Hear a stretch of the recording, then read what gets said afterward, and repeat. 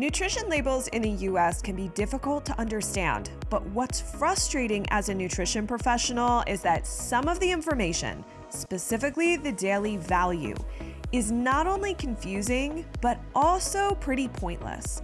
Most people assume that information listed on a nutrition label is important and accurate. Those numbers listed are there to help you make healthy food choices based on various health goals and to understand what may be more nutritious compared to something else. But while the intention is to be helpful, the daily value information is total garbage.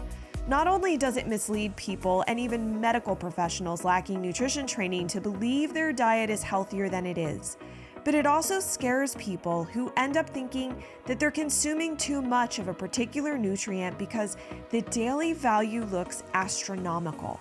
So I want to explain how the daily value has evolved since its inception in 1968 and why following it can be one of the worst moves you can make in terms of your diet and nutrition. I know that these are strong words and might sound like I'm being melodramatic or sensational, but I'm not. The daily value is literally that bad. So let's talk about it.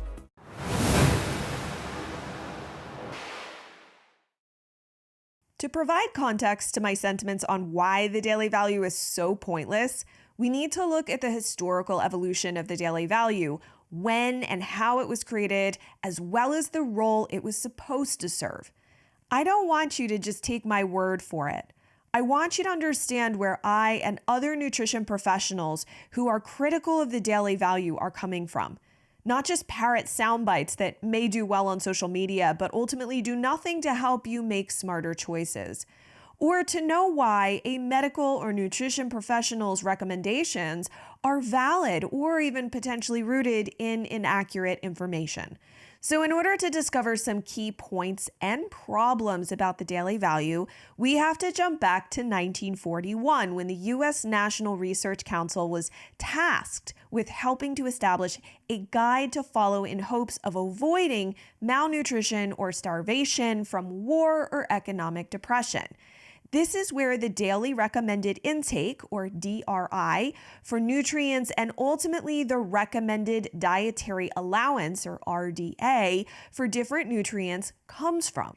If you're not familiar with what an RDA is, it is, quote, the average daily dietary intake level that is sufficient to meet the nutrient requirements of nearly all 97 to 98% of healthy individuals in a particular gender and life stage group. Now, life stages considers age and, when applicable, pregnancy or lactation, end quote. Keep in mind that not all nutrients have RDAs, which is based on the estimated average requirements of a nutrient, also known as the EAR. Now, what you do need to know is that the RDA is supposed to be used as a metric or goal of nutrient intake specifically for healthy individuals, not for those who are sick or chronically ill. And they were intended to maintain good health based on the concept of consuming the minimum amount of a specific nutrient to avoid getting sick or disease. Talk about setting the bar low and shooting for a C- just to pass a test. That's essentially what I compare the RDA to. And the RDAs were originally created based on data from adult men from the 1940s. Now, granted, the RDAs are reviewed and revised every 5 to 10 years. But there are many, including myself, who would argue that the levels are still too low and not actually in line with maintaining optimum health. From the RDA, the daily value or daily value percentage was created in 1968 with a few additions in 1989. When the FDA started requiring nutrition labeling in 1972, nutrition scientists felt that the daily values would be a good addition, even though the data behind calculating these numbers, again, was based only on a standard for adult men. In 2015, growing concern began to boil over to a more public outcry about the U.S. government's involvement in nutrition guidance after the release of the 2015 Dietary Guidelines for Americans. While the government stated that the shifts were based on the latest research, experts felt that the changes were likely swayed by lobbyists and industry influence. In an article that was published in Time magazine, Dr. Walter Willett, who was the chair of the Department of Nutrition at Harvard School for Public Health, stated that, quote, "The current system opens the guidelines up to lobbying and manipulation of data." And Dr. Marion Nessel, a former chair of the Department of Nutrition, Food Studies, and Public Health at New York University, also shared that, quote, "There's a great deal of money at stake in what these guidelines say." Even Dr. Robert Lustig, whom I interviewed here on the Healthy Skin Show, found that the 2015 guidelines to, quote, "eat more carbs and avoid fat" is exactly backwards if you want to improve health and lower body weight. Now, I share this to point out that there have been a variety of concerns that have been growing over time with how the U.S. government handles nutrition recommendations. So, back to the daily value saga. It wasn't until 2020 that the daily value numbers got officially updated.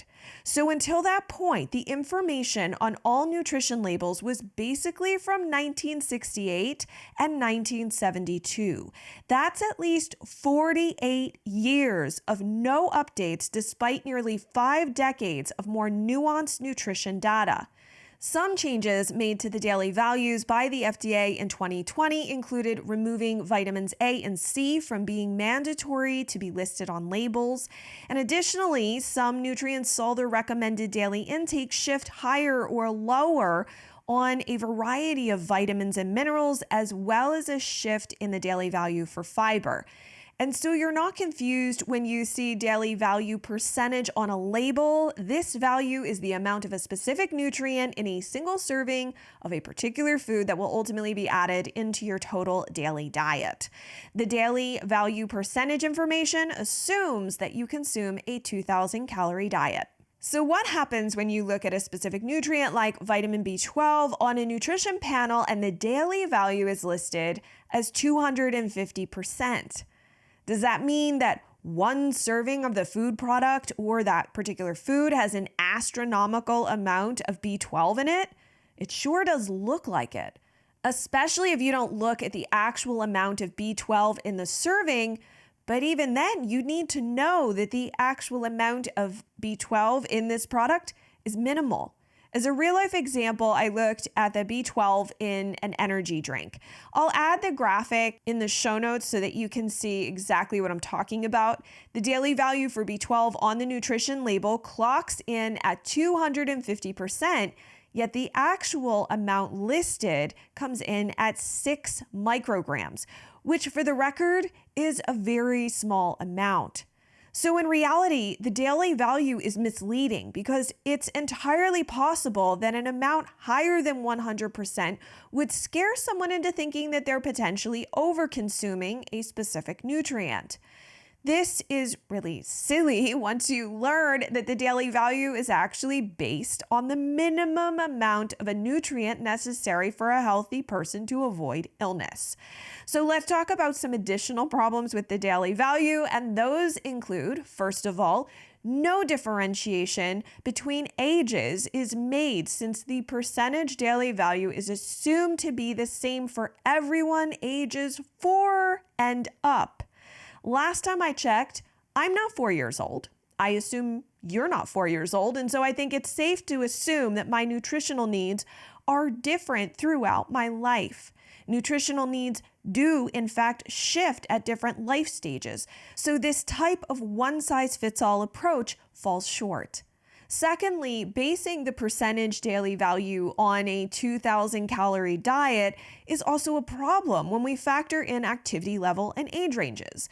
Even in children, we see a huge variation between, say, a moderately active boy who should consume around 600 calories versus a 14 to 17-year-old boy who needs closer to 2,400 to 2,800 calories daily. Third, studies on the use of the daily value show that most people struggle with understanding and applying percentages. so that it would make it more difficult for people to even figure out when they've hit their nutrition goals in any given day. Third, studies of the use of the daily value percentage show that most people struggle with understanding and applying percentages. So that would make it more difficult for people to figure out when they've actually hit their nutrient goals on any given day. And fourth, the daily value provides a false sense of getting optimal nutrition, especially if you're chronically ill.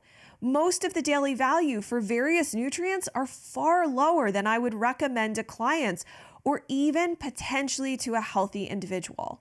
Basically, the daily value is shooting for the lowest level you need to avoid illness. Why is that something to aim for?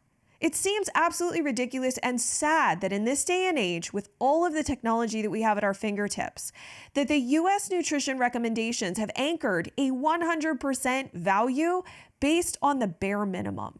So with that said, ignore the entire daily value percentage column on food labels. Don't use it to guide any sort of nutritional decision, especially when it comes to nutrient intake. I never bother to look at it as a clinical nutritionist for these exact reasons. So save yourself from wasting the time and energy of giving any sort of credence or power to these numbers, especially when its goal is to help you just barely not get sick. If this is as maddening to you as it is to me, I'd love to hear your thoughts on this topic in the comments below. The links for the research and the full transcript can be found at skinterrupt.com/307. Then make sure to hit that thumbs up and subscribe to my channel so you get notified first when daily content is available. And of course, share this with someone you know who needs to hear this. Thanks for joining me, and I look forward to diving deeper with you the next time.